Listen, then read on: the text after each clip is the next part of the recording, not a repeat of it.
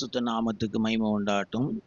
இன்றைக்கு இந்த மாலை வேத பாட கூட்டத்துக்கு வருகை தந்திருக்கிற உங்கள் யாவரையும் ஆண்டவராகிய இயேசுவின் நாமத்திலே வாழ்த்தி வரவேற்கிறோம். இன்றைக்கும் ஒரு சில வசனங்களை வாசித்து ஒரு சின்ன தலைப்பு எடுத்து வேத பாட சத்தியங்களை தியானிப்போம். பொதுவாக 66 புஸ்தகத்திலிருந்தும் குறிக்கப்பட்ட சில நபர்கள், குறிக்கப்பட்ட சில சம்பவங்கள், குறிக்கப்பட்ட நல்ல வசனங்கள், இப்படி அதை வைத்து தான் நம்ம பிரசங்கிக்க வேண்டிய ஒரு காலகட்டத்தில் இருக்கிறோம். அதை விட்டு நம்ம வெளியேயும் போகக்கூடாது. ஆனால் அதிலிருந்து நமக்கு தேவையான வார்த்தைகளை ஆண்டவருடைய ஆவியானோர் மூலமாய் நமக்கு கிடைக்கிற வெளிப்பாடுகளின் அடிப்படையிலே நம்ம பேசி கொண்டிருக்கோம். அதை எப்படி விளக்கி சொல்லலாம்னா, ஒரு தேங்காய் வச்சுக்கிட்டு ஒரு தேங்காவை அரைச்சி மீன் குழம்புல போட்டால் தேங்காய் மீன் குழம்புக்கு ஏற்ற ஒரு சுவையை கொடுக்குறது. சரியா? அதே தேங்காவை இறைச்சிக்கு அரைச்சி போட்டால் அது இறைச்சி குழம்பு டேஸ்ட் என்ன செய்யுது? கொடுக்கும். அதே தேங்காவை அரைச்சி வெறுங்குழம்பு இல்லைன்னா காய்கறியில் போட்டு ஒரு குழம்பு வச்சா அதுக்கேற்ற ஒரு டேஸ்ட் என்ன செய்யுது? கொடுக்குது. அதே தேங்காவை கொஞ்சம் சீனி போட்டு கொஞ்சம் பர்பி மாதிரி செய்தால் அந்த தேங்காய் பர்பி டேஸ்ட்டு கொடுக்குது. அதே தேங்காவை கொஞ்சம் பால் எடுத்து அல்வாவுக்கோ அல்லது நம்ம ஆப்பத்துக்கோ தேங்காய் பால் அப்படிங்கிறதான பகுதியில் பயன்படுத்தினா, பாயசத்துக்கெல்லாம் பயன்படுத்தினா அந்த தேங்காய் பால் அதுக்கேற்ற விதத்தில் ஒரு சுவை என்ன செய்யுது? கொடுக்குது. அப்புறம் அதே தேங்காவை பொரியல்களுக்கு எப்படி சொல்லலாம்? நம்ம ஆமாம் அவியலுக்கு போடுறோம். அப்புறம் ஆமாம் கேரட்டு, பீன்ஸு, நம்ம கீரை வகைகள், அப்படி கோஸு, இந்த மாதிரிப்பட்ட பொரியலுக்கு போட்டால் அது ஒரு டேஸ்ட்டு கொடுக்கும். 6 வந்துச்சா? 7. அதே தேங்காவை நம்ம ஆட்டி கொஞ்சம் சூடாக்கி எடுத்தோம்னா அதில் எண்ணெய் என்ன செய்யுது? கிடைக்கும். 7 ஆயிட்டா? அப்போ ஒரு தேங்காயில் நிறைய இருக்குது. அது மீன் குழம்புக்கு ஒரு டேஸ்ட்டு, இறைச்சி குழம்புக்கு ஒரு டேஸ்ட்டு, அப்புறம் காய்கறி குழம்புக்கு ஒரு டேஸ்ட்டு, அப்புறம் என்ன சொல்லலாம், நம்ம பர்பி இந்த மாதிரிப்பட்ட அந்த காரியங்களுக்கு ஒரு டேஸ்ட்டு, அதை பால் எடுத்து பாயாசம், ஆப்பத்துக்கு அப்படியெல்லாம் நம்ம பயன்படுத்தும் போது, அல்வாய்க்கெல்லாம் பயன்படுத்தும் போது அதில் ஒரு டேஸ்ட்டு, அப்புறம் இந்த மாதிரி பொரியல்களுக்கு பயன்படுத்தும் போது இப்போ கொழுக்கட்டைக்கெல்லாம் போட்டால் அதில் ஒரு டேஸ்ட்டு, அது அப்படி ஒரு டேஸ்ட்டு. அப்புறம் அந்த தேங்காயை எடுத்து உருக்கி இது செய்தோம்னா அதில் எண்ணெய் என்ன செய்து கிடைக்கும். ஒரு தேங்காய்க்குள்ள இவ்வளவு அம்சம் இருக்குது. ஒவ்வொன்று கூட சேரும்போது அது ஒரு சுவையாக மாறும். இது போல தான் சில தலைப்புகள் எடுத்து பேசும்போது தலைப்புக்கு ஏற்ற விதத்தில் அந்த இடத்துல பொருள் மாறுது, அந்த சுவை மாறுது. தேங்காய் தான் அது தன் சுவையை என்ன செய்யுது? அந்தந்த பொருளுக்கு ஏற்றபடி மாற்றி கொடுக்குது. கர்த்தருடைய பரிசுத்த நாமத்து மகிமை. இதை ஏன் சொல்கிறேன்னா, நீங்கள் இன்றைக்கும் கேட்டதே கேட்குறது போல் இருக்குமே, அப்போ நீங்கள் அதில் சுவை கொஞ்சம் மாற்றி எடுத்துக்கொள்ளுங்க அப்படிங்கிறீங்க. ரைட்டா? நம்முடைய தியானத்துக்கு நேராக கடந்து போகும். நம்முடைய தியானத்துக்காக வாசிக்க வேண்டிய வேத பகுதி மார்க்கு சுவிசேஷம் 10ஆம் அதிகாரம் 21, வெளிப்படுத்தின விசேஷம் 2ஆம் அதிகாரம் 4வது வசனம். மார்க்கு சுவிசேஷம் 10:21, வெளிப்படுத்தின விசேஷம் 2:4 வாசிப்பது. இயேசு அவனை பார்த்து, அவனிடத்தில் அன்பு கூர்ந்து, உன்னிடத்தில் ஒரு குறைவு உண்டு, நீ போய் உனக்கு உண்டானவைகளை எல்லாம் விற்று தரித்திரருக்கு கொடு, அப்பொழுது பரலோகத்திலே உனக்கு பொக்கிஷம் உண்டாயிருக்கும், பின்பு சிலுவையை எடுத்துக்கொண்டு என்னை பின்பற்றி வா என்றார். பாருங்க, இந்த வேத பகுதி இப்ப நம்ம ரொம்ப நாளா நம்முடைய தியான பகுதியில இருக்கு. ஏறக்குறைய அநேக பிரசங்கத்துல இந்த வேத பகுதி நமக்கு வந்துகிட்டே இருக்கு. இப்போ இந்த வேத பகுதியிலிருந்து நம்ம எடுத்துக்கொள்கிற ஒரு வார்த்தை, ஒரு குறைவு. ஒரு குறைவு. கடந்த வாரத்துல 1 அப்படின்னு சொல்லி தேவையானது 1. இன்றைக்கு ஒரு குறைவு. ஆண்டோடைய பிள்ளைகளுக்கு நாட்கள்ல ஒரு குறைவு அப்படிங்கிற தலைப்பின் கீழே வேத பாட கூட்டத்தை தியானிக்கும். வெளிப்படுத்தின விசேஷம் 2ஆம் அதிகாரம் 4வது வசனத்தை வாசித்தால், வெளிப்படுத்தல் 2:4 வாசிங்க. ஆனாலும் நீ ஆதியில் கொண்டிருந்த அன்பை விட்டாய் என்று உன் பேரில் எனக்கு குறை உண்டு. ஒரு குறைவு. எபேசு சபையை பார்த்து ஆவியானோர் சபைக்கு சொல்லுகிறதை காதுள்ளவன் கேட்க கடவன் என்று சொல்லுகிறதுல ஒரு குறை. ஆதியிலே கொண்டிருந்த அன்பை ஒரு குறைவு அப்படின்னு சொல்லி ஒரு 7 காரியத்தை நம்ம இன்றைக்கு படிக்க போறோம். நம்ம வாழ்க்கையில இந்த ஒரு குறைவுங்கிற ஒரு குறைவு இருக்கிறதா அப்படின்னு நம்ம தியானிக்க போறோம். முதல்ல நம்ம ஐஸ்வர்யவானை தான் எடுக்க போறோம். அந்த வாலிபனான ஐஸ்வர்யவான், இவனை தான் நம்ம முதல்ல கொண்டு வரோம். ஒரு குறைவு தான். அவன் சின்ன வயசுல இருந்தே நியாய பிரமாணத்தின்படி ஜீவித்திருக்கிறான். நல்ல நல்ல முழங்கால்லாம் படிட்டு ஜெபம் பண்றதுக்கு அவனுக்கு கற்றுக் கொடுக்கப்பட்டிருக்கு. அவன் வழியிலே முழங்கால் படிட்டான், அப்படியெல்லாம் பைபிள்ல சொல்லியிருக்கு. ஆண்டவர் அவனை பார்த்து சொல்ற ஒரு வார்த்தை, ஏசப்பா சொன்ன வார்த்தை, உன்கிட்ட ஒரு குறைவு தான் இருக்கு. நீ உனக்கு உண்டானதெல்லாம் விற்று தரித்திரருக்கு கொடுத்துட்டு என்ன செய், பின்பற்றி வா, பரலோகத்துல உனக்கு என்ன செய்யும், பொக்கிஷம் இருக்கும். அவனால அந்த ஒரு குறைவை சரிப்படுத்த முடியல. மிகுந்த ஆஸ்தி உள்ளவனா இருந்ததுனால துக்கத்தோடு அவன் மனம் அடிந்து துக்கத்தோடு போய்விட்டான்னு சொல்லி வேதத்தில் எழுதப்பட்டிருக்கு. ஆண்டவர் அவன் போன உடனே சுற்றிலும் பார்த்து சொல்றாங்க, ஐஸ்வர்யவான்கள் பரலோக ராஜ்யத்தில் பிரவேசிப்பது எவ்வளவு அரிதாக இருக்கிறது. இந்த பகுதியில இன்னொரு நபரை நம்ம கொண்டு வந்து சேர்க்க போறோம். லூக்கா சுவிசேஷம் 16ஆம் அதிகாரம் 25வது வசனத்தின் அடிப்படையில். லூக்கா சுவிசேஷம் 16:25 வாசிங்க. அதற்கு ஆபிரகாம், மகனே, நீ பூமியிலே உயிரோடு இருக்கும் காலத்தில் உன் நன்மைகளை அனுபவித்தாய், லாசருவும் அப்படியே தீமைகளை அனுபவித்தான். அதை நினைத்துக்கொள், இப்பொழுது அவன் தேற்றப்படுகிறான், நீயோ வேதனைப்படுகிறாய்.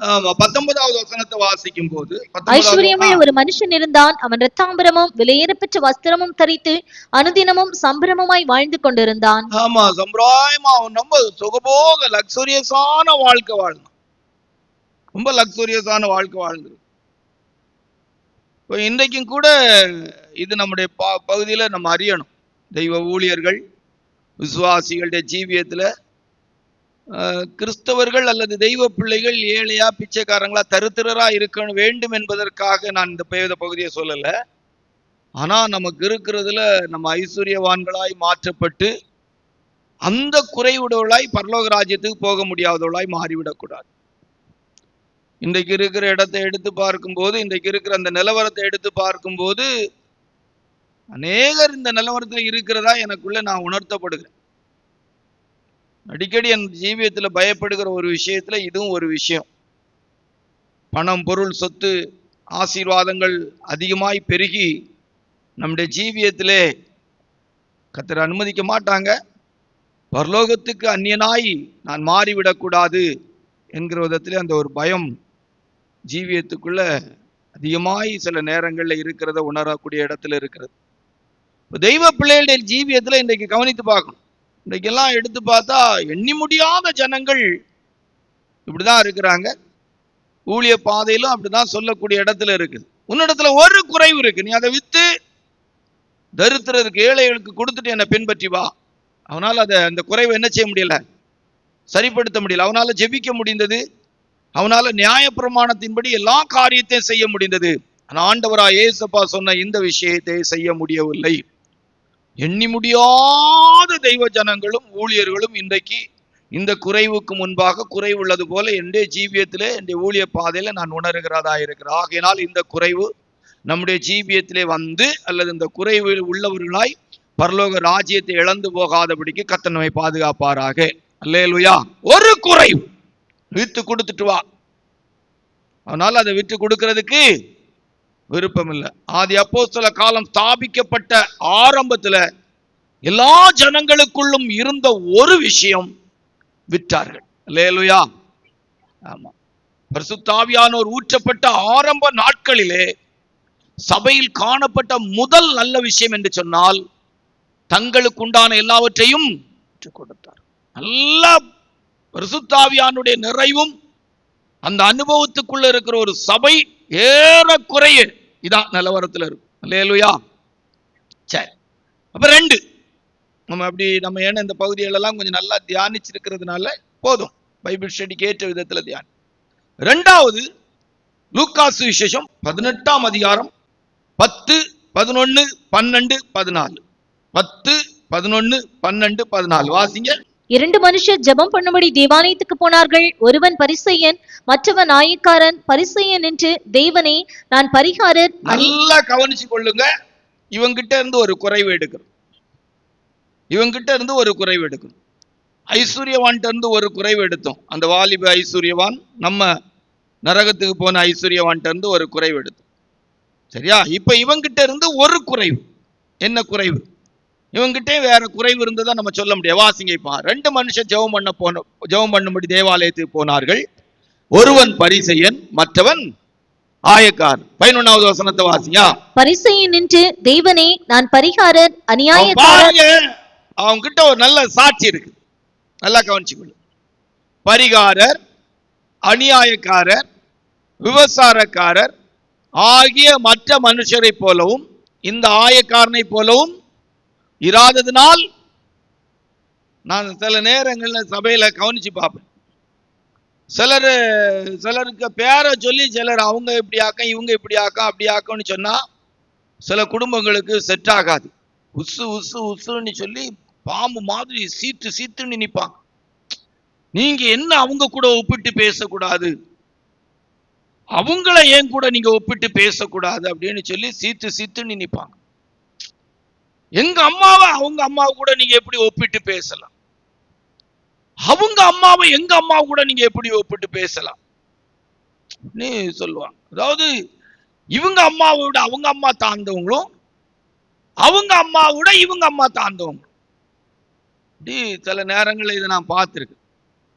ரொம்ப சில நேரங்கள்ல அதை யோசிச்சிருக்கேன். இன்னைக்குதான் அது பைபிள் ஸ்டடியில கரெக்டா நம்ம கிளிக் ஆயிருக்கு.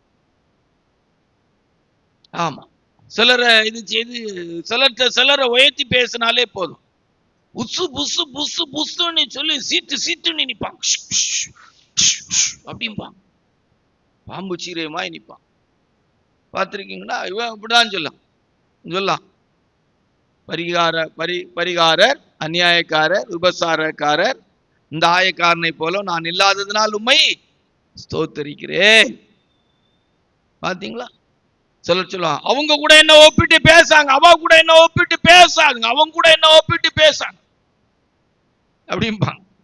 நீங்க அப்படி ஆட்களை பார்த்திருக்கிறீங்களா? அப்படி சொல்றதை கேட்டிருக்கீங்களா? அப்படிப்பட்ட காரியங்கள் உங்க குடும்பங்கள்ல நடந்திருக்கா? நீங்க அப்படிப்பட்ட விதத்துல சொல்லி இருக்கிறீர்களா? இதெல்லாம் நமக்குள்ள கேள்வியா எழுப்பி நம்மளை ஆராய்ந்து பார்க்கணும். சொன்னா அடுத்து என்ன சொன்னா வாசிய? வாரத்தில் 2 தரம் உபவாசிக்கிறேன். வாரத்தில் 2 தரம் உபவாசிக்கிறேன். என் சம்பாத்தியத்தில் எல்லாம் தசமபாகம் செலுத்தி வருகிறேன். சாட்சி பாருங்க, சம்பாத்தியத்தில் எல்லாம் தசமபாகம் செலுத்தி வருகிறேன் என்று தனக்குள்ளே ஜெபம் பண்ணினான். பாத்தீங்களா? வாசியா. ஆயக்காரன் தூரத்திலே நின்று தன் கண்களையும் வானத்துக்கு ஏறெடுக்க துணியாமல் தன் மார்பிலை அடித்துக்கொண்டு, தேவனே, பாவியாகி என்மேல் கிருபையாயிரும் என்றான். அவன் அல்ல, இவனே நீதிமானாக்கப்பட்டவனாய் தன் வீட்டுக்கு திரும்பி போனான் என்று உங்களுக்கு சொல்லுகிறேன். ஏனெனில் தன்னை உயர்த்துகிறவன் எவனும் தாழ்த்தப்படுவான், தன்னை தாழ்த்துகிறவன் உயர்த்தப்படுவான் என்றார். ஒரே குறைதான் பரிசேயன் இடத்துல காணப்பட்ட இந்த பரிசேயன்ட்ட காணப்பட்ட ஒரு குறை என்னது? தன்னை உயர்த்துகிறது. சபையிலையும் பாருங்க, நான் அவங்களெல்லாம் போல கிடையாது, அவங்க கூட ஒப்பிட்டு என்ன பேசக்கூடாது, அவங்க கூட ஒப்பிட்டெல்லாம் என்ன பேசி எனக்கு கோபம் வந்துடும். அவங்க குடும்பம் வேற, எங்க குடும்பம் வேற. இப்படி எல்லாம் நீங்க வார்த்தைகளை கேட்டிருக்கீங்களான்னு தெரியும். என்கிட்ட கேட்பீங்க, ஒருவேளை நீங்க இந்த வார்த்தைகளை கேட்டிருக்கீங்க, நிறைய நாள் கேட்டிருக்கீங்க. இப்படி உயர்த்தி, தன்னைத்தான் உயர்த்துகிறவன் தாழ்த்தப்படுவான், தன்னைத்தான் தாழ்த்துகிறவன் உயர்த்தப்படுவான். தாழ்மை உள்ளவர்களுக்கு கர்த்தர் கிருபை அளிக்கிறார். ஒரு குறைவு பெருமை, மற்றவங்களை விட நான் ஜெபிக்கிறேன், அவங்கள போலலாம் இல்லை. அவங்க அழகா சொல்லலாம், நான் தசமபாகம் கொடுக்கிறேன், வாரத்துக்கு 2 நாள் உபவாசம் எடுக்கிறேன். இந்த ஆயக்காரனை போல கிடையாது. அப்ப 2வது ஒரு குறைவுக்கு நம்ம எடுத்துக்கொண்டது பரிசேயன்.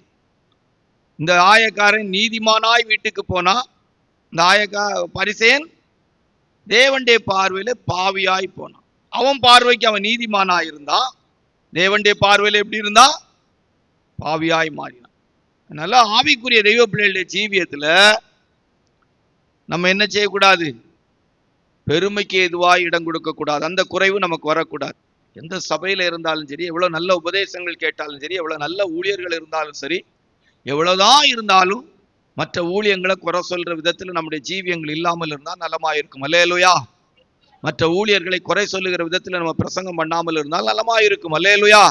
நான் தான் சரியா ஊழியம் செய்யறேன், நான் தான் நல்லா பிரசங்கம் பண்றேன், அப்படியெல்லாம் எனக்குள்ள எண்ணங்கள் வரக்கூடாது. வருமானால் தேவனுடைய பார்வையிலே பரிசேயன் என்கிற ஒரு குறைவுக்குரியவனாய் நான் மாற்றப்படுகிறேன். அல்லேலூயா. சரி, அப்ப 2 பரிசேயனுடைய குறைவு. ஒரு குறைவு அப்படிங்கிறதுல, ஒன்று ஐஸ்வர்யவானுடைய குறைவு, 2 பரிசேயனுடைய குறைவு. அது என்ன குறைவு? தன்னை தான் உயர்த்துகிற குறை. சிலருக்கு அவங்கள மட்டும்தான் புகழ்ந்து பேசணும், மற்றவங்களை புகழ்ந்து பேசிட்டாலே பிடிக்காது. எப்பவும் ஜபா பிரதர் நல்லா பிரசங்கம் பண்ணாருன்னு சொன்னா ஜபா பிரதருக்கு பிடிக்குமா இருக்கும். வேற யாராவது பிரசங்கம் பண்றாங்கன்னா ஜபா பிரதருக்கு உடனே அவங்கள மட்டம் தட்டி பேசக்கு தான் விருப்பம். அப்படியெல்லாம் இருக்கக்கூடாது. அல்லேலூயா. 3வது 1 ராஜாக்கள் 15:5 வாசித்தார். 1 ராஜாக்கள் 15:5 வாசித்தார். வாசிங்க. தாவீது ஏத்தியனாகிய உரியாவின் சங்கதி ஒன்று தவிர கர்த்தர் தனக்கு கட்டளையிட்டதிலே தான் உயிரோடு இருந்த நாளெல்லாம் ஒன்றையும் விட்டு விலகாமல் அவன் பார்வைக்கு செம்மையானதை செய்து வந்தான். தாவீது ராஜாவின் வாழ்க்கையில ஆண்டவர் சொல்ற ஒரே ஒரு குறைவு, உரியாவின் மனைவியாகிய பத்சேபாள். அவளுடைய பாவத்தை தவிர வேற எந்த பாவமும் அவன் என்ன செய்யல. இந்த ஒரு பாவத்துக்கு நம்ம அடிக்கடி சொல்லுவோம், தேவன் அவன் கொடுத்த தண்டனை பா யோசித்து பார்த்தா அதிபயங்கரமா இருக்கும். ஒரு இந்த பாவத்து நிமித்தம் அவன் செய்த காரியத்துக்கு கிடைச்ச தண்டனை 4 பிள்ளைகள். அவன் நாட்கள்லயும் சரி, அவனுடைய பிள்ளைகள் நாட்களிலும் சரி, அவனுடைய சந்ததி நாட்கள்லையும் இன்றைக்கும் கூட இஸ்ரவேல் யுத்தங்களை சந்திப்பதற்கு ஒரு காரணமா இந்த வேத பகுதியை நம்ம எடுத்துக்கொள்ளலாம். அல்லேலூயா. ஒரு குறைவு, ஒரு குறைவு. ரொம்ப கேர்ஃபுல்லா அந்த பகுதியில் இருக்கணும் ஆவிக்குரிய தெய்வ பிள்ளை. குறிக்கப்பட்ட காலங்களுக்கு பிற்பாடு தேவன் நம்மளை நல்ல விதத்துல வைத்திருக்கும் போது தாவீது இந்த பாவத்தை செய்தது தேவனுடைய பார்வையில பெரிய பொல்லாப்பாய் காணப்பட்டது. இந்த கண்களுக்கு முன்பாக பொல்லாங்கானதை நடப்பித்தே, கண்களுக்கு முன்பாக பொல்லாங்கானதை நடப்பித்தே. ஆவிக்குரிய தெய்வ பிள்ளைகளுடைய ஜீவியத்துல ஒரு குறைவு அப்படின்னு சொல்ற இடத்துல இந்த குறைவு நம்ம ஜீவியங்கள்ல வராமல் கர்த்தர் நம்மை பாதுகாக்க வேண்டும். அல்லேலூயா. ஆமா, யோசேப்புக்கெல்லாம் எவ்வளவு நல்ல தருணம் பாருங்க, எவ்வளவு நல்ல தருணம் கிடைத்தது. ஆனா அந்த தருணத்தை தவற விட்டு விட்டார். சாத்தானின் உருவம் ஒரு பிரசங்கம் இருக்கிறது. சாத்தானின் கொடூர உருவம் மென்மையான உருவம். சாத்தானின் கொடூர உருவம் மென்மையான உருவம். நல்லா உங்களுக்கு புரியும், சரியா? சாத்தானின் கொடூர உருவம்னா என்ன? கோலியாத்தின் வடிவத்துல வந்து நிக்கிறான். தாவீது அடிச்சு தூக்கிட்டார். சிங்கம் கரடி உருவத்துல வந்து நிக்கிறா, அடிச்சு தூக்கி போட்டார், கொன்னுட்டார். மென்மையான வடிவத்துல வரான். யார் வடிவத்துல? பத்சேபாளுடைய வடிவத்திலே வருகிறார். இந்த மென்மையான வடிவத்துல சாத்தான் வந்தபோது ராஜாவாகிய தாவீது தோல்வி அடைந்து விட்டார். அதே மென்மையான வடிவத்திலே ஆதியாகமத்திலே யோசேப்புக்கு முன்பாக இந்த வல்லமை போராடின போது இங்க தாவீது பார்த்து ரசித்தான். இது ஒரு பிரசங்கத்துல வர்றான், அதனால இப்ப நம்ம இவ்வளவு விளக்கி சொல்லிட்டு போனா அந்த பிரசங்கத்துல சாரம்சமா இருக்காது. சரி, பரவாயில்ல. பார்த்து ரசித்தான். ஒரு நாள் கூட நான் விசுவாசிக்கிறேன் யோசேப்பு போர்த்திபாடைய மனைவியை பார்க்கறதுக்கு அழகா இருக்கிற விதத்தில் என்ன செய்திருக்க மாட்டான். எவ்வளவு பெரிய விஷயம் பாத்தீங்களா? நம்முடைய ஜீவியங்கள் எல்லாம் எவ்வளவு உணர்வடைய வேண்டும் பாத்தீங்களா? ரொம்ப நம்முடைய ஜீவியத்துல உணர வேண்டிய விஷயங்கள். ஒரு குறைவு தாவீது ராஜாவுடைய வாழ்க்கையில இச்சையினால் உண்டான ஒரு குறைவு. சரியா? அப்படியே நிறுத்தும். பைபிள் ஸ்டடியில இதுக்கு மேல இதை விளக்கி சொல்லாண்டாம். என்றோ ஒரு நாள் இதை நம்ம மறுபடியும் நம்ம அந்த சாத்தானின் உருவம் என்கிற இடத்துல இதை கொஞ்சம் நல்லா பார்க்க வாய்ப்பு இருந்தா தியானிப்போம். 4, ஒரு தேவனுடைய பிள்ளையுடைய வாழ்க்கையில ஒரு குறைவு அப்படிங்கிறதுக்கு இது கொஞ்சம் உங்களுக்கு கொஞ்சம் புதுசா இருக்கும், ஏற்றுக்கொள்றதுக்கும் கொஞ்சம் கஷ்டமானதா இருக்கும். ஆனா ஏற்றுக்கொண்டுதான் ஆகணும், வேற வழி இல்லை. 4வது குறிப்புக்கு யோபுடைய புஸ்தகம் 42, 13, 14, 15. யோபுடைய புஸ்தகம் 42, 13, 14, 15 வாசிங்க. 7 குமாரரும் 3 குமார்த்திகளும் அவனுக்கு பிறந்தார்கள். நல்லா இந்த வேத பகுதியை கவனிச்சுக்கிடுங்க. ஒரு சில வசனங்களை எடுத்து உங்களுக்கு ஜோடிச்சு சொல்லிட்டு போகும். சரியா? இப்ப 4ல இருந்து தான் நம்ம பிரசங்கத்தினுடைய கொஞ்சம் சாரம்சமான அம்சம் ஆரம்பிக்கும். வாசியா. 7 குமாரரும் 3 குமார்த்திகளும் 7 குமாரலும் 3 குமாரத்திகளும் அவனுக்கு பிறந்தார்கள். மூத்த மகளுக்கு எமிமாள் என்றும், 2ஆம் மகளுக்கு கெத்சியாள் என்றும், 3ஆம் மகளுக்கு கேரேனாப்புக் என்றும் பெயரிட்டான். தேசத்தில் எங்கும் யோபின் குமார்த்திகளைப் போல் சௌந்தரியமான பெண்கள் காணப்படவில்லை. அவர்கள் தகப்பன் அவர்கள் சகோதரரின் நடுவிலே அவர்களுக்கு சுதந்திரம் கொடுத்தான். இதுல ஏதாவது உங்களுக்கு புரியுதா? இந்த வேத பகுதியில இருந்து ஏதாவது உங்களுக்கு புரியுதா? ஒரு குறைவுக்கு 4வது யாரை எடுக்கிறோம்? யோபு எடுக்கணும். ஆதியாகமத்துல இருந்து நீங்க வாத்து பார்த்தீங்கன்னா பெற்றோருடைய தலைமுறையை சொல்லும் போது யாருக்கு பெயர் சொல்லப்படும்? ஆண் வர்க்க பெயர் தான் என்ன செய்யப்படும்? சொல்லப்படும். யோபுடைய சரித்திரத்துல யாருக்கு பெயர் சொல்லப்படுது? பெண் பிள்ளைகள் சரித்திரம். மூத்த மகளாகிய எமிமாள், 7 குமாரலும் 3 குமாரத்தியும். சரியா? மூத்த மகளுக்கு எமிமாள், 2ஆம் மகளுக்கு கெத்சியாள், 3ஆம் மகளுக்கு கரேனாப். இப்படி 3 பிள்ளைகள். நல்லா கவனிச்சிடுங்க. இப்ப சம்பவத்தை ஜோடிச்சு சொல்லும் போது தான் உங்களுக்கு புரியும். ஒரு குறைவுக்கு யோபுடைய சரித்திரம் அந்த 42ஆம் அதிகாரத்தோடு முடிஞ்சிட்டு அதுக்கு பிற்பாடு தொடரவே இல்லை. யோபு வாழ்ந்த காலம் மனசாட்சி காலம் என்று சொல்லுகிறார். ஆபிரகாம் எல்லாம் வாழ்ந்த காலத்துல தான் யோபு என்ன செய்திருக்கிறாங்க? வாழ்ந்திருக்கிறாங்க. ஆனா யோபுடைய சரித்திரம் ஏன் முடிந்தது? சரியா? நம்ம ரொம்ப இதுல டீப்பா இறங்கணும். ஆனா அப்படி இறங்கினா சில நேரம் சிலருக்கு சில கேள்விகளும். ஆதாம் ஏவாள் வம்சத்துல இருந்து தான் தலைமுறைகள் வந்தது. இல்லைன்னு நம்ம என்ன செய்ய முடியாது. சகோதர தத்துவமான உறவுகளுக்குள்ளே குடும்ப வாழ்க்கையின் அனுபவங்கள் இருந்திருக்கு, இல்லைன்னு நம்ம சொல்ல முடியாது. சரியா? குமாரர்களையும் குமாரத்திகளையும் பெற்றார்கள் அப்படின்னு பைபிள்ல இருக்குது. குமாரர்களே முக்கியமானவர்களுடைய பெயர் மட்டும் எழுதப்பட்டிருக்கிறது. குமாரத்திகளுடைய பெயர் என்ன செய்யப்படல, சொல்லப்படல. தலைமுறைகள் எல்லாம் வந்ததுக்கு வேற யாரும் கிடையாது, ஆதாமுடைய ஜீன்ல இருந்தா வந்துச்சு. சரியா? இப்ப நம்ம இங்க எதை கொண்டு வரோம் அப்படிங்கிறது தான் உங்களுக்கு சொல்லப்படும். இப்போ ஒரு சம்பவத்தை சொல்லிட்டு இந்த சம்பவத்துக்குள்ள வரப்போ அப்போ உங்களுக்கு டக்குனி புரிஞ்சிடும். ஆதி ஆகமத்துல ஈசாக்குக்கு பெண்ணு பார்க்கறதுக்கு எலியாசரை அனுப்புறாங்க. இந்த எலியாசர் வரும்போது ஆபிரகாமுடைய சகோதரனுடைய மகனுடைய பிள்ளைதான் பார்க்கக்கூடிய சூழ்நிலை வருது. அப்படிதானா? நாகோரின் மகனாகிய பெத்துவேலின் குமாரத்தியாகிய ரெபேக்காள். யாரு? அதாவது பெத்துவேல் வந்து பார்த்தா யாரு? ஈசாக்குக்கு அன்னை முறை வரும். அன்னை முறை என்ன செய்யும்? வரும். யார் வரும்? அன்னை முறை வரும். எப்படின்னா நாகோர் வந்து சித்தப்பா முறை வரும்போது ஈசாக்கு யாரு? ஈசாக்குக்கு பெத்துவேல் யாரா வந்துருவாங்க? அன்னை மகன்.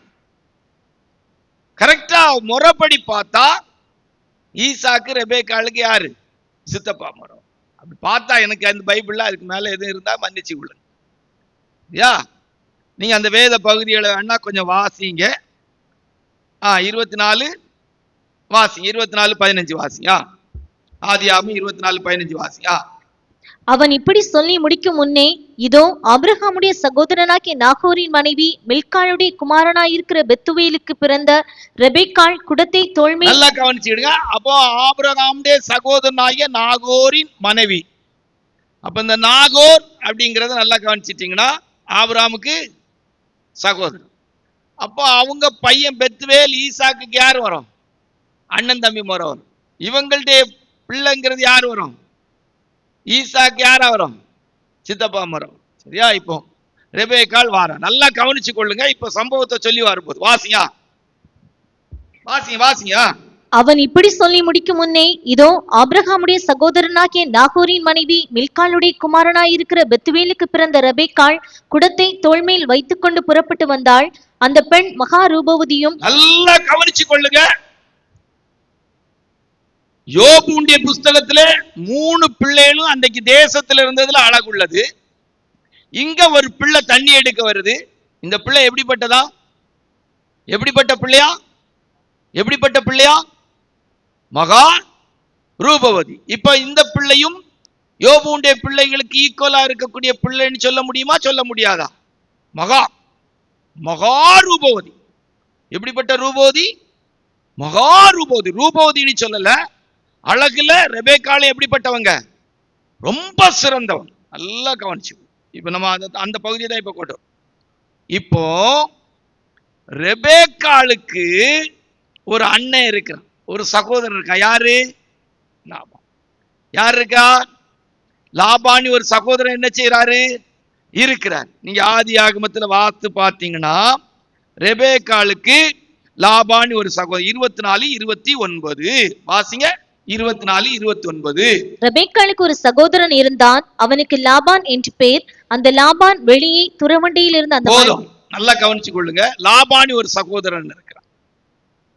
லாபானி பெத்துவேல் என்ன செய்திருக்கலாம்? யோபுடைய கணக்குல எடுத்து பார்த்தா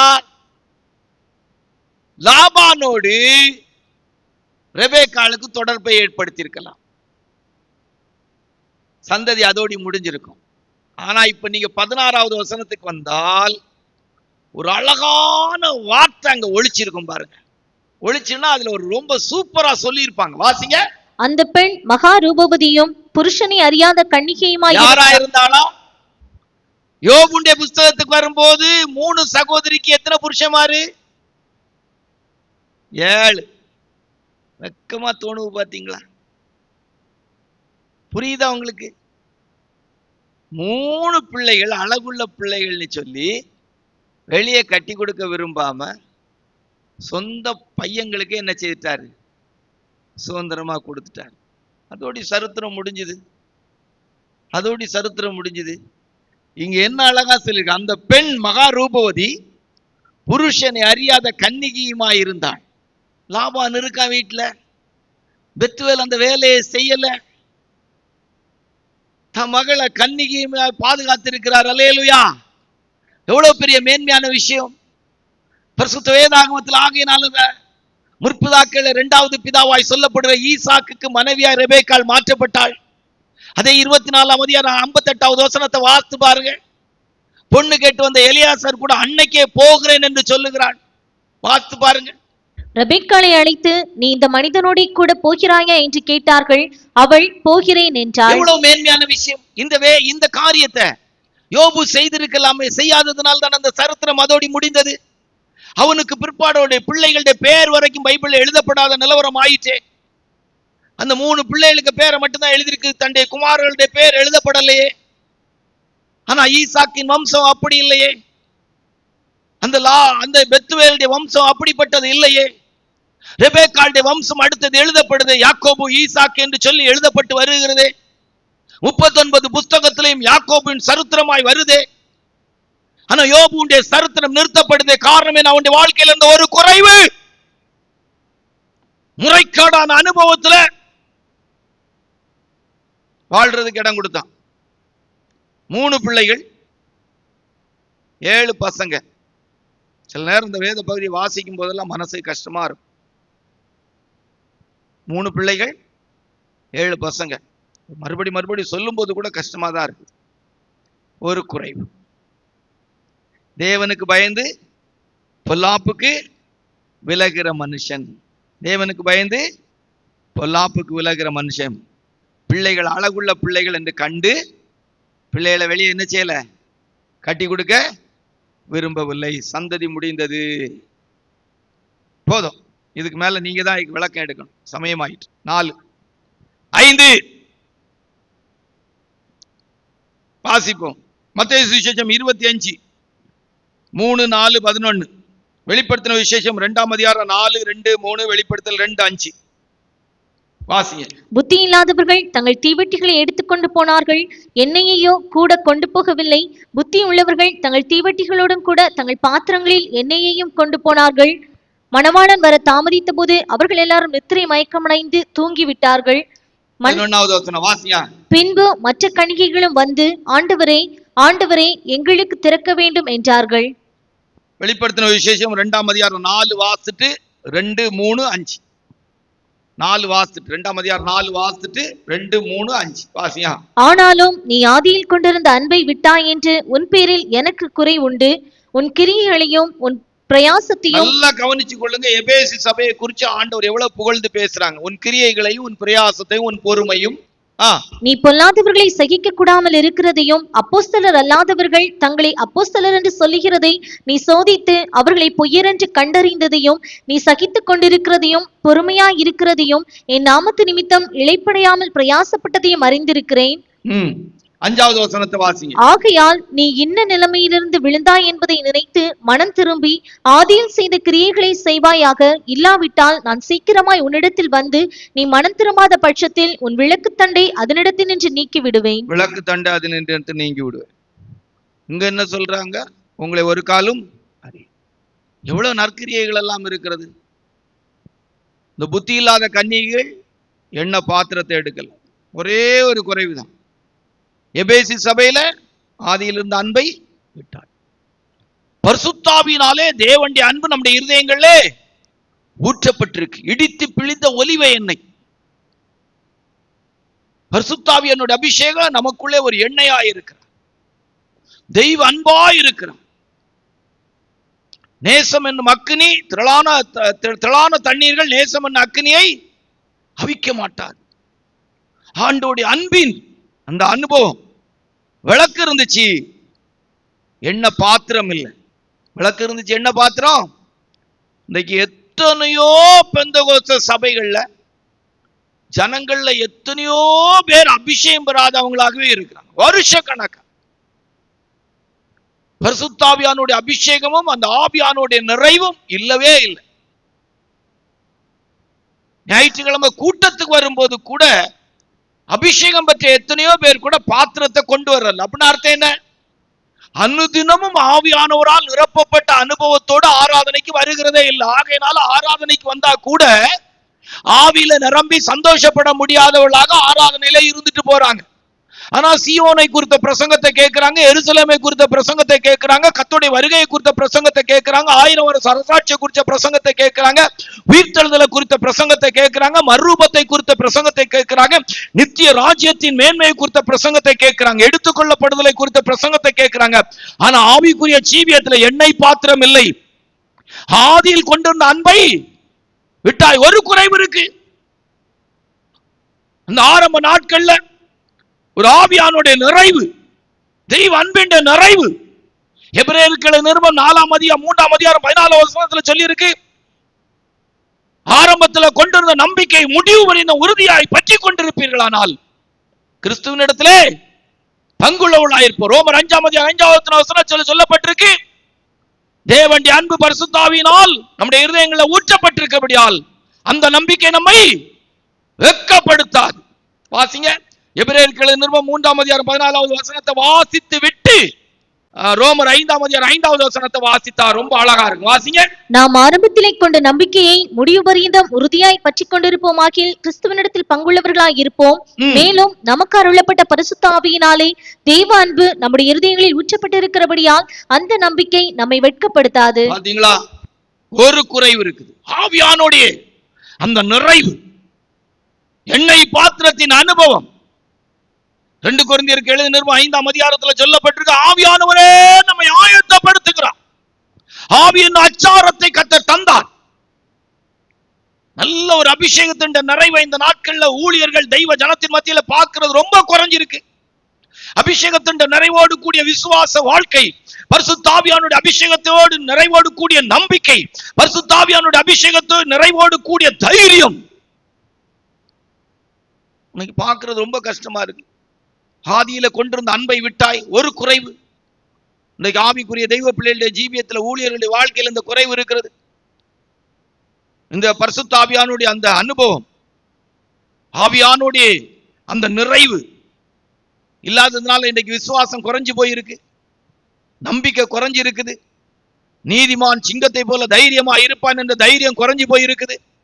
நல்ல ஒரு ஆவியானுடைய நிறைவு, அந்த ஆவியானுடைய தெய்வ சமூகத்தின் அனுபவத்துல இருக்கிற தெய்வ ஊழியர்களுக்கு, தெய்வ பிள்ளைகளுக்கு தானாவே ஒரு நம்பிக்கை இருக்கும்.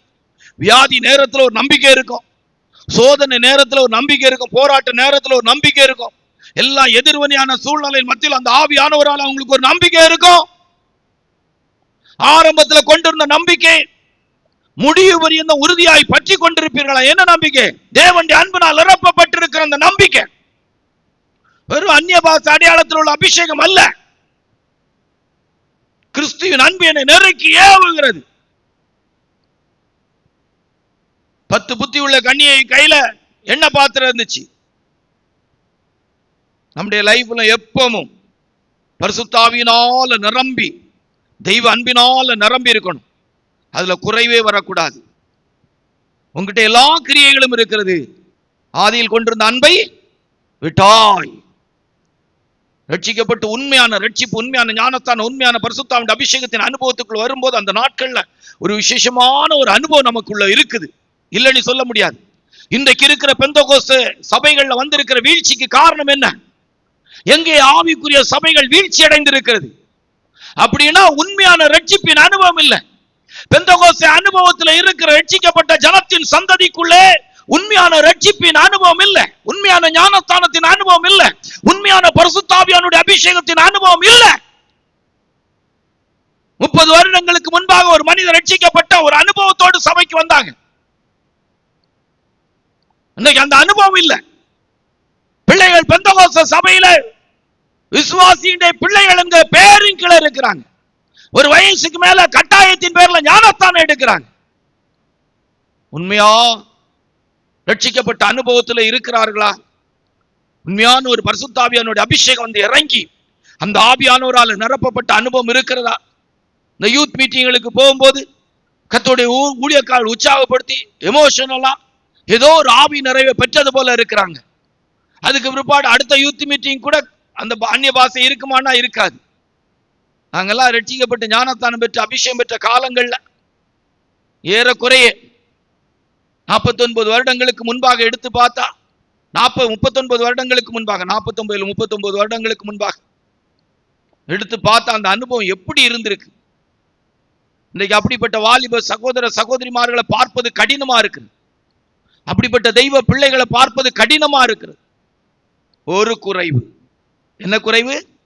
ஒரு குறைவு. ஆதியிலே கொண்டிருந்த அன்பை விட்டாய், எண்ணெய் பாத்திரம் இல்லை, பரிசுத்த ஆவியானுடைய அபிஷேகத்தின் நிறைவு. ஒரு நிமிஷத்திலே, ஒரு இமை பொழுதிலே நாம் எல்லாரும் மறுரூபமாக்கப்படுவோம். கர்த்தராகிய ஆண்டவராய் இயேசுவின் வருகையின் போது ஒரு நிமிஷத்திலே, ஒரு இமை பொழுதிலே நாம் எல்லாரும் மறுரூபமாக்கப்படுவோம். பரிசுத்த ஆவியானவர் மூலமாய் மறுரூபமாக்கப்பட்டவர், பலமாய் ரூபிக்கப்பட்ட தேவன், பரிசுத்த ஆவியினாலே பலமாய் ரூபிக்கப்பட்ட தேவகுமாரன். அல்லேலூயா. இன்னைக்கு அப்படிப்பட்ட ஒரு அபிஷேகத்தின் நிறைவை வாஞ்சிங்க. இன்னைக்கு தெய்வ பிள்ளைகள், ஊழியர்கள் எல்லாம் பணம், பொருள், சொத்து, சுகம், படிப்பு, அழகு, அந்தஸ்து, இதுல தான் நாட்டமுடையவளா இருக்கா, இதன் மேலதான் கவனம் உள்ளவளா இருக்கா, இதுதான் முக்கியப்படுத்தப்படுகிறது. சிலர் பரிசுத்தாவின் அபிஷேகம்னு சொல்லுவார்கள். பரிசுத்தாவியனுடைய அபிஷேகத்தின் நிறைவுக்குள்ள இருக்கிற மேன்மை இல்ல. சும்மா ஆவியானவனை குறித்து பெரிய வெட்டு பந்தமாய் பேசுவாங்க. ஒரிஜினலா அந்த ஆவியானுடைய அன்பு, அந்த ஆவியானுடைய நிறைவு ஒரு தெய்வ ஊழியனுக்குள்ள, ஒரு தெய்வ பிள்ளைக்குள்ள இருந்தா ஒரு நாள் அவங்க வெட்கப்பட வேண்டியது இருக்காது. அல்லேலூயா. ஆவி நிறைவுல இருக்க எப்பமான ஆயிண்டி பரிசுத்த, அது வேறு அந்நிய பாஷை இல்லை, நமக்குள்ளே தெரியும். நமக்குள்ளே தெரியும். எப்படி அசுத்தாவி பிடிச்சவங்க கொஞ்சம் தெளிவா இருந்தாலும் அவங்களுக்குள்ள தெரியும், ஒரு ஆவி எனக்குள்ள இருக்குது, ஒரு மாதிரி உடம்பு கனத்திட்டு இருக்குன்னு சொல்லுவாங்க. நிறைய பேர் சொல்லி இருக்கிறாங்க, ஒரு மாதிரி எனக்கு போராட்டமாவே இருக்குன்னு. அதே போல பரிசுத்த ஆவியானவர் இருக்கும்போது நமக்குள்ள ஒரு லகுவான அனுபவம் இருக்கும். அல்லேலூயா. நம்முடைய சாவி ஆத்மா சரீரத்துல ஒரு லகுவான அனுபவம் இருக்கும். எந்த சூழ்நிலையின் மத்தியில நம்ம ரொம்ப ஃப்ரீயா இருப்போம். அல்லேலூயா. சூழ்நிலைகள் எவ்வளவு எதிர்வனியா இருக்கலாம், நமக்குள்ள இருக்கிற ஆவியானவர், வறுமை, பசி, பட்டினி, சோதனை, போராட்டம், வியாதி, பலகீனம், அழுகையின் பள்ளத்தாக்கள் எது வேணாலும் இருக்கலாம். ஆனா அது மத்தியில எல்லாம் ஆவியானவரால நமக்குள்ள ஒரு லகுவான அனுபவத்துக்குள்ள இருப்போம். அல்லேலூயா. 5 ஒரு குறைவு. எபேசு சபை, அந்த 5 புத்தி இல்லாத கன்னிகைகள் என்ன பாத்திரத்தை கொண்டு போகவில்லை. நம்முடைய ஜீவியத்திலும் பரிசுத்த ஆவியானுடைய அபிஷேகத்தின் ரொம்ப பாரப்பட வேண்டிய காலகட்டம். சபைகள் ஆத்துமாக்கள் இருக்கிறாங்க, ஆனா இந்த அனுபவம் இல்லை. 6 ஒரு குறைவு. கிட்ட நெருங்கி வந்துட்டோம்ல, இனி சீக்கிரம் முடிச்சா நல்லா இருக்கும். ஆனா இது கொஞ்சம் அப்படி லேசா விளக்கி சொல்லிட்டு போறேன். 2 சாமுவேலின் புஸ்தகம் 6ஆம் அதிகாரம் 6வது வசனத்தை வாசித்தால், 2 சாமுவேலின் புஸ்தகம் 6ஆம் அதிகாரம் 6வது வசனத்தை வாசித்தால், வாசிங்க. அவர்கள் நாகோனின் களம் இருக்கிற இடத்துக்கு வந்தபோது மாடுகள் மிரண்டு பெட்டியை அசைத்தபடியினால் ஊசா தேவனுடைய பெட்டியினிடமாய் தன் கையை நீட்டி அதை பிடித்தான். 7வது வசனத்தை வாசிங்க. அப்பொழுது கர்த்தருக்கு ஊசாவின் மேல் கோபம் உண்டது. அவனுடைய துணிவி நிமித்தம் தேவன் அவனுடைய துணிவி நிமித்தம் ஒரு குறைவு. ஊசா ஒரு ஆசாரியன் செய்து பெட்டியை கொண்டு போறான், ரதத்துல வச்சுதான் கொண்டு போறான். மாடு மிரண்டுச்சு, பெட்டியை பிடிக்கிறதுக்கு கையை நீட்டினான். வேதத்துல என்ன சொல்லியிருக்கு தெரியுமா? லேவியின் வம்சத்துக்கு 3 பிள்ளைகள். யாரெல்லாம்? கெர்சோனியர், மெராரியர், கோகாத்தியர். கெர்சோனியருக்கு 2 மாடு, 4 மாடு, 2 வண்டி. மெராரியருக்கு 4 வண்டி, 8 மாடு. கோகாத்தியருக்கு மாடும் கிடையாது, வண்டியும் கிடையாது. எதுல சுமக்கணும்? பரிசுத்த ஸ்தலத்தின் பொருட்கள், மகா பரிசுத்த ஸ்தலத்து பொருட்கள்லாம் தொடக்கூட அனுமதி கிடையாது. நீங்க வேணா வேதத்துல வாசித்து பாருங்க, அழகா ஒன்றா உங்களுக்கு எடுத்து சொல்லுவோம். வசனத்தின்படி எண்ணாகமம் 4ஆம் அதிகாரம் 15வது வசனத்தை, அதுக்கு முன்பாக எண்ணாகமம் 4ஆம் அதிகாரம் 4 வாசித்து 15 வாசிங்க, சீக்கிரம் வாசிங்க. ஆசரிப்பு கூடாரத்திலே கோகாத் புத்திரரின் பணிவிடை மகா பரிசுத்தமானவைகளுக்குரியது. மகா பரிசுத்தமானது. எல்லா ஊழியக்காரங்களும் நல்லா கேட்டிடு, சரியா? இன்னையில இருந்து நீங்க திருந்திரணும். சரி, இன்னையில இருந்து நம்ம திருந்திரணும். வாசிங்க. ஆசரிப்பு கூடாரத்தில் கோகாத் புத்திரரின் பணிவிடை மகா பரிசுத்தமானது. மகா பரிசுத்தமானது. வண்டி இண்டி வாங்கி வச்சிருந்தீங்கன்னா வித்துருங்க. நான் காரை சொல்லல, சுகபோகத்துக்குள்ள வண்டியை சொல்லுகிறேன். அல்லேலூயா. விசுவாசிகளே கோகாத் புத்திரருடைய அழைப்பு இருக்கிறவங்க வண்டி இண்டியெல்லாம் வாங்குறதுக்கு ட்ரை பண்ணாங்க. அல்லேலூயா. ஏதாவது வண்டிகள்ல ஏறி போலான்னு சொல்லி வண்டிகள் எல்லாம் பார்த்துக்கிட்டு தெரியாதுங்க. அல்லேலூயா. 2 வண்டி, 4 வண்டி, 4 மாடி, 8 மாடெல்லாம் வாங்கிட்டு தெரியாங்க. சுமக்கக்கூடியவங்க சுமக்கிறதுக்கு பழகி கொள்ளுங்க. வாசிங்க. மகா பரிசுத்தமானவைகளுக்குரியது. வாசிங்க. 15 வாசிங்க. பாளையம் புறப்படும் போது ஆரோனும் அவன் குமாரரும் பரிசுத்த ஸ்தலத்தையும் அதனுடைய சகல பணிமுட்டுகளையும் மூடி தீர்த்த பின்பு, மூட வேண்டியதெல்லாம் யாரு? ஆரோனும் ஆரோண்டே குமாரரும். மூடியாச்சா? இப்ப நடக்கிறது என்ன சொல்லுங்க. கோகாத் புத்திரர் அதை எடுத்துக்கொண்டு போகிறதற்கு வரக்கடவர்கள். அவர்கள் சாகாதபடிக்கு பரிசுத்தமானதை தொடாதிருக்க. மூடி நல்லா பொதிஞ்சு மூடினா பிற்பாடுதான் இவங்க என்ன செய்யணும்? தூக்கவே செய்யணும். அதுக்கு முன்னால போய் என்ன செய்திடக்கூடாது? தொடக்கூட கூடாது. கூடாது. இதை இப்ப நம்ம பரிசுத்தவான்கள் எல்லாம் ஊழியக்காரர்ல தொடக்கூடாது அப்படி இப்படின்னு சொல்லுவாங்க. அது நமக்கு இப்ப வேண்டாம். அந்த பகுதிக்கு நம்ம போக வேண்டாம். நம்ம அடுத்த ஸ்டெப்புக்கு போவோம். வாசிங்க.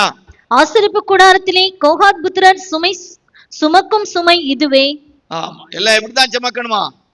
தோல்ல வச்சுதான் என்ன செய்யணும்? சுமக்கணும். தோல்ல வச்சுதான் என்ன செய்யணும்?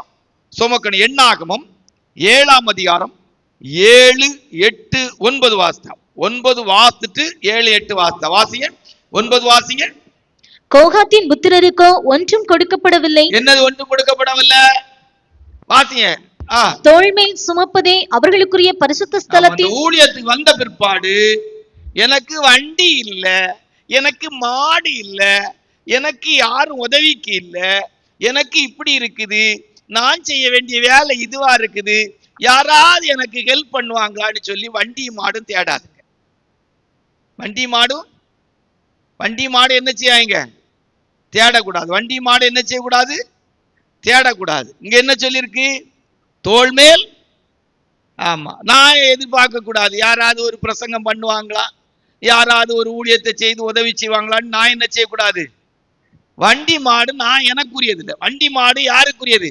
அந்த அதிகாரத்துல வாசிங்க, 7-8 வாசிங்க. 2 வண்டில்களையும் 4 மாடுகளையும் கெர்சோன் புத்திரருக்கு, கெர்சோனியருக்கு வண்டி மாடு கிடைக்கும். வண்டி மாடு யாருக்கு கிடைக்கும்? கெர்சோனியருக்கு கிடைக்கும். அடுத்தது 8வது வசனம். 4 வண்டில்களையும் 8 மாடுகளையும் மெராரியின் புத்திரருக்கு, ஆசாரியனாகிய ஆரோனின் குமாரர் இத்தாமாருடைய கையின் கீழ் இருக்கிற அவர்களுடைய. ஆமா, அவங்களுக்கு 4 வண்டி 8 மாடு. அவங்களுக்கு 4 வண்டி 8 மாடு. கோகாத்தி புத்திரருக்கு என்ன கிடைக்கும்? ஒண்ணும் கிடைக்க. தோல்ல தான் என்ன செய்யணும்? சுமக்கணும். நான் தான் இந்த ஊழியத்துல கடந்து கஷ்டப்பட வேண்டியது இருக்கு. நான் தான் இந்த சபையில கடந்து கஷ்டப்பட வேண்டியது இருக்கு. எல்லாரும் வாராங்க, சாப்பிடுறாங்க, போயிடுறாங்க. ஒருத்தரும் நிக்கிறது கூட கிடையாது. ஒருத்தரும் பாத்திரம் கூட கழுவுறது கிடையாது. சின்ன பிளேட்டை கூட அதுல வச்சிட்டு போயிடுறாங்க. ஒருத்தருக்காவது பொறுப்பு இருக்கா? சொல்லவே கூடாது. அல்லேலூயா. நமக்கு தோள்ல சுமக்கக்கூடிய வேலையை நம்ம தான் செய்யணும். அல்லேலூயா. நாம கோகாத்தியர் அழைக்கப்பட்டிருந்தா பெட்டியை எங்க ஏத்தக்கூடாது? ரதத்துல ஏத்தக்கூடாது. எங்க இருக்கணும்? தோள் மேல இருக்கணும். அல்லேலூயா. சிலுவையை சுமந்து என்னை பின்பற்றாவிட்டால் எனக்கு சீசனாய் இருக்க மாட்டான். சிலுவையை சுமந்து என்னை பின்பற்றாவிட்டால் எனக்கு சீசனாய் இருக்க மாட்டான். அல்லேலூயா. அப்போ தேவனுடைய பிள்ளைகளுடைய லைஃப்ல ஒரு காலம் நம்முடைய ஜீவியத்தில் எப்படி இருக்கக்கூடாது? ஊசாவை போல இருக்கக்கூடாது. இப்ப என்ன ஆகுமோ? 10ஆம் அதிகாரம் 21வது வசனத்தை வாசித்தான். 10ஆம் அதிகாரம் 21வது வசனத்தை வாசிங்க. கோகாத்தியர் பரிசுத்தமானவர்களை சுமந்து கொண்டு புறப்படுவார்கள். இவர்கள் வந்து சேரும் முன் மற்றவர்கள் வாசஸ்தலத்தை ஸ்தாபனம் பண்ணுவார்கள். நல்லா கவனிச்சு பாருங்க. எல்லாரும் வண்டியில எப்படி? எல்லாருடைய வண்டியும் முன்னுக்கு போயிடும். சுமக்கிறவங்க எப்படி வராங்க? எல்லாம் சுமந்து கஷ்டப்பட்டு வராங்க. அவங்க வண்டியில கொண்டு போய் எல்லாம் ஸ்தாபிச்சிருவாங்க. உட்கார்ந்து யோசித்து வீட்டுல போய் பாருங்க. இந்த கோகாத்தியருக்கு கொடுக்கப்பட்ட வேலை சுமக்கணும். உதவிக்கு ஆள் கிடையாது. லேட்டா வருவாங்க. அங்க அவங்க லேட்டஸ்டா போய் ஸ்தாபிச்சிருவாங்க. இவங்க கொண்டு வைக்கணும். பின்னால போன அவங்க என்ன செய்வாங்க? வாசஸ்தலத்தை ஆமா எங்கேயும் இறக்கக்கூடாது. வந்து கொண்டு வந்து வைக்கும் வரைக்கும் வண்டி வந்து எல்லாம் கரெக்டா டகடகன்னு வச்சிருவாங்க. இவங்க வந்து என்ன செய்வாங்க? பின்னால சுமந்து கொண்டு வரணும்.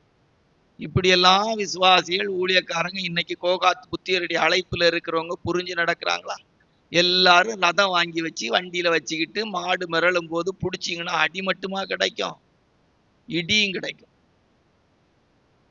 லேலுயா.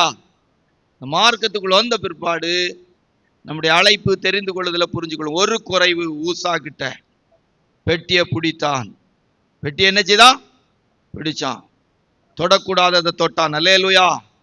சுமக்க வேண்டியதை வண்டியில வச்சுட்டு கொண்டு போனான். ஆவிக்குரிய தெய்வ பிள்ளைகள், ஊழியர்கள், நமக்கு நீ கொடுக்கப்பட்ட ஊழியங்கள், நம்ம சுமக்க வேண்டியது நம்ம தான் சுமக்கணும். சிலுவையை சுமந்து என்னை பின்பற்றாவிட்டால் எனக்கு சீசன். பைபிள்ல சொல்லி இருக்க ஒரு நல்ல வேர்டுல ஒரு வேர்டு இருக்கும் பாருங்க.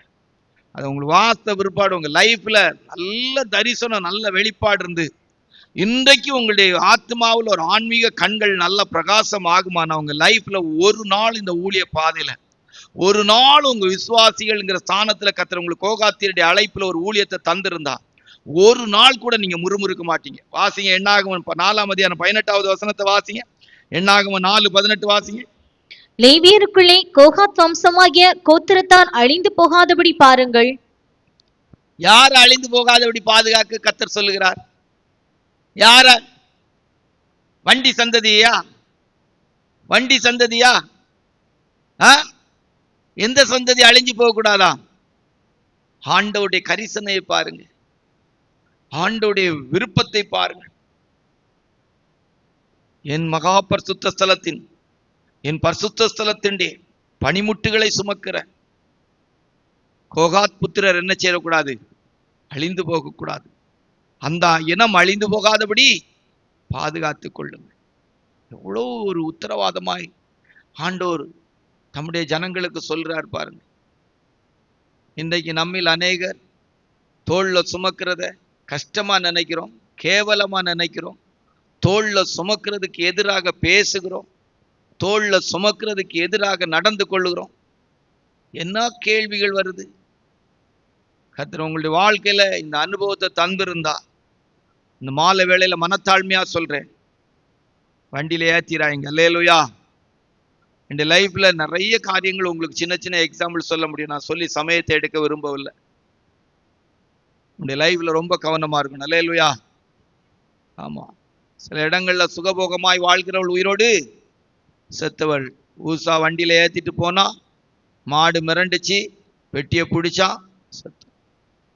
ஒரு குறைவு. நம்ம இதுல எதையுமே ஜட்ஜ்மெண்டா எழுதல, ஆனா நியாய தீர்ப்படைந்த நிறைய சம்பவங்களை தான் உங்களுக்கு சொல்றோம். 7வது அழகான ஒரு சம்பவத்தை சொல்லிட்டு முடிப்போம். ஒரு குறைவு.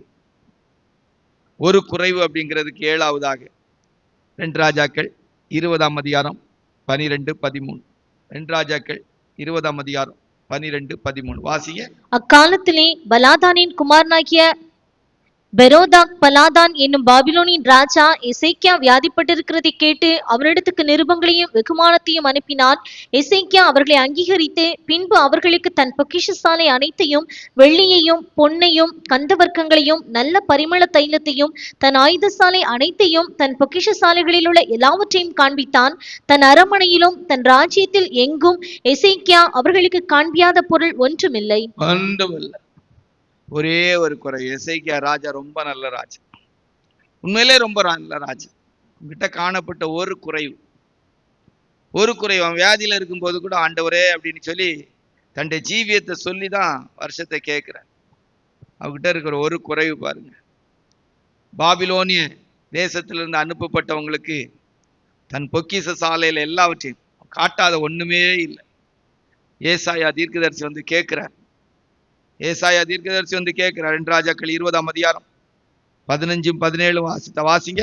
அப்பொழுது அவன், உம்முடைய வீட்டில் என்னத்தை பார்த்தார்கள் என்று கேட்டான். அதற்கு எசேக்கியா, என் வீட்டில் உள்ள எல்லாவற்றையும் பார்த்தார்கள், என் பொக்கிஷங்களில் நான் அவர்களுக்கு காண்பியாத பொருள் ஒன்றுமில்லை என்றான். 17வது வசனம் என்ன சொல்லுது? இதோ நாட்கள் வரும், அப்பொழுது உமது வீட்டில் உள்ளதிலும் உமது பிதாக்கள் இந்நாள் வரைக்கும் செய்ததிலும் ஒன்றும் மீதியாக வைக்கப்படாமல் எல்லாம் பாபிலோனுக்கு கொண்டு போகப்படும். ஒரே குறைவு. எழுத்தின்படியே நடந்துச்சு. நம்முடைய ஜீவியத்திலும் காட்டி எடுத்து தெரியக்கூடாது. அல்லேலூயா.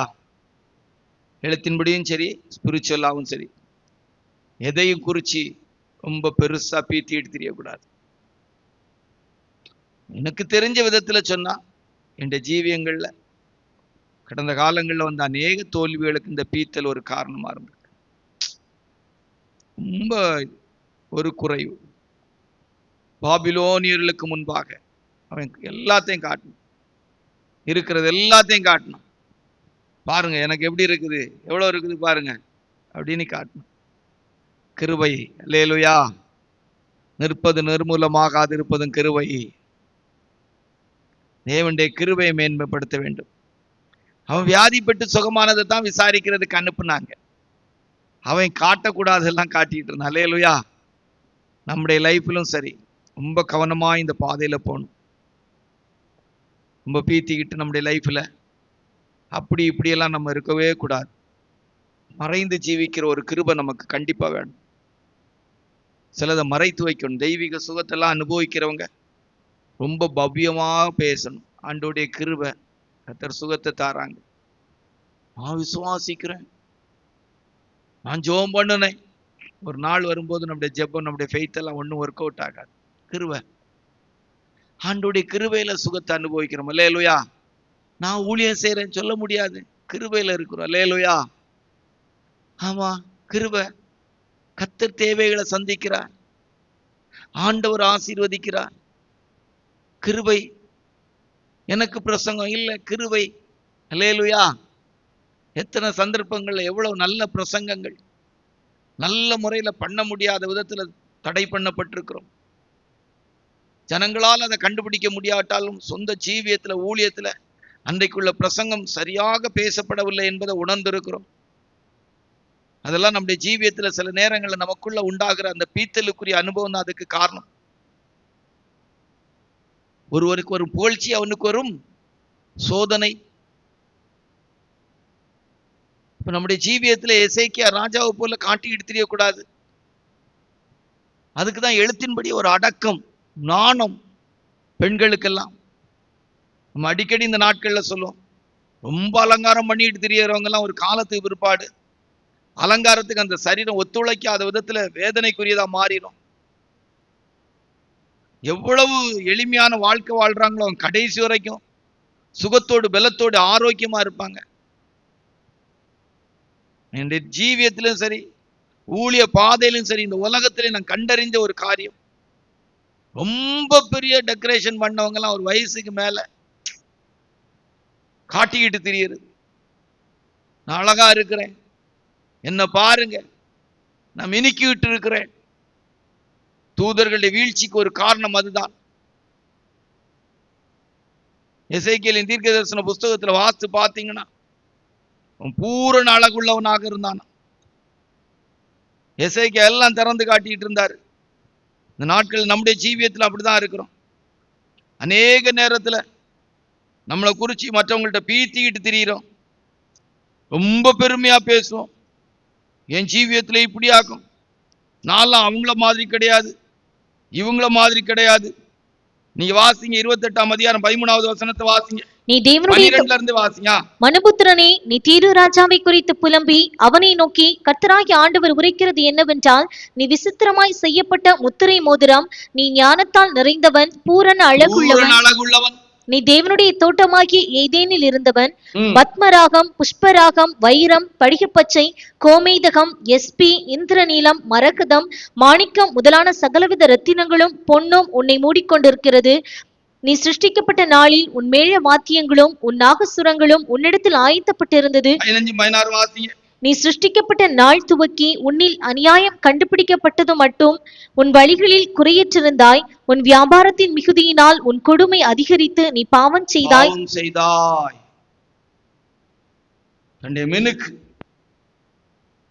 ரொம்ப எளிமையான ஒரு அனுபவம், தேவனை முன்னிறுத்தி போகிற அனுபவம், ஆண்டவருக்கு முதலிடம் கொடுக்கிற அனுபவம், கிருபையை உண்மையாய் உணர்ந்து கிருபையில் வாழ்கிறோம் என்கிற அனுபவம்.